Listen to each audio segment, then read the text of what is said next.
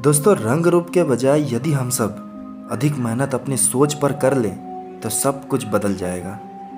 हम लोग हमेशा बाहरी खूबसूरती पर अधिक ध्यान देते हैं और अपने अंदर के सोच को खूबसूरत बनाने पे कम ध्यान देते हैं। यह सोचने के बजाय कि आप क्या खो रहे हैं, यह सोचें कि आपके पास ऐसी कौन सी चीज़ है जिसे बाकी सब लोग खो रहे हैं। अपने दुश्मन को आप जो सबसे अच्छी चीज़ दे सकते हैं वह है क्षमा।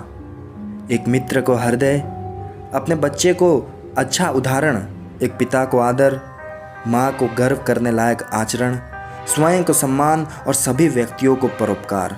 कमाल की बात तो यह है कि हम अपने नाक नक्शे को नहीं बदल सकते, अपने रंग को नहीं बदल सकते, अपने जाति को नहीं बदल सकते, अपने जन्म की हकीकत को नहीं बदल सकते, लेकिन हम अपने सोच को बदल सकते हैं। इसके बावजूद हम सोच को बदलने पर उतना ध्यान नहीं देते जितना ध्यान बाकी चीज़ों को बदलने पर देते हैं। जिसे आप नहीं बदल सकते उस पर रोने से क्या फ़ायदा।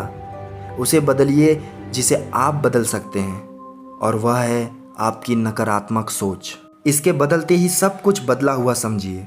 यदि आपकी सोच सकारात्मक हो गई तो आपका रंग भी उजाला दिखाई देगा और शरीर भी सुंदर ही दिखाई देगा। सकारात्मक सोच के 3 महत्वपूर्ण पहलू हैं। एक, क्रोध का त्याग और शांति की शरण। दूसरा, दूसरों का सम्मान करना और उनके नज़रिए को मान देना।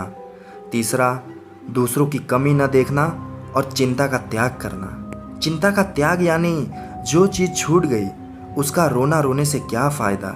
दोस्तों, ऐसे ही अस्पताल के कमरे में एक गंभीर रूप से बीमार 2 व्यक्ति को लाया गया। कमरे में आने से पहले दोनों एक दूसरे से अनजान थे। इनमें से एक बीमार का बिस्तर कमरे में मौजूद एकमात्र खिड़की के पास था, जबकि दूसरे का बिस्तर खिड़की से दूर दीवार के पास था। खिड़की के पास वाले मरीज को उसकी बीमारी की वजह से दिन में कुछ देर बैठने की अनुमति मिलती थी, जबकि दूसरे मरीज को दिन भर कमर के बल बिस्तर पर पड़े रहना पड़ता था। दोनों अपने जीवन, परिवार, नौकरी आदि के बारे में बातचीत करते थे। जब भी खिड़की के पास वाला मरीज बिस्तर पर बैठता था तो वह उस दृश्य का वर्णन करता था जो वह खिड़की के बाहर देखता था। दीवार के पास वाला मरीज उसके विवरण को सुनता रहता। वह बताता कि सामने एक बेहद खूबसूरत पार्क का नज़ारा दिखाई दे रहा है। पार्क में एक सुंदर झील भी है। पार्क में बच्चे बतखों और हंसों के साथ खेलते हैं। विवाहित जोड़े हाथों में हाथ डाले रंगीन फूलों के चारों तरफ घूमते दिखाई दे रहे हैं। शहर के ऊपर फैला आकाश भी खिड़की से दिखाई देता है।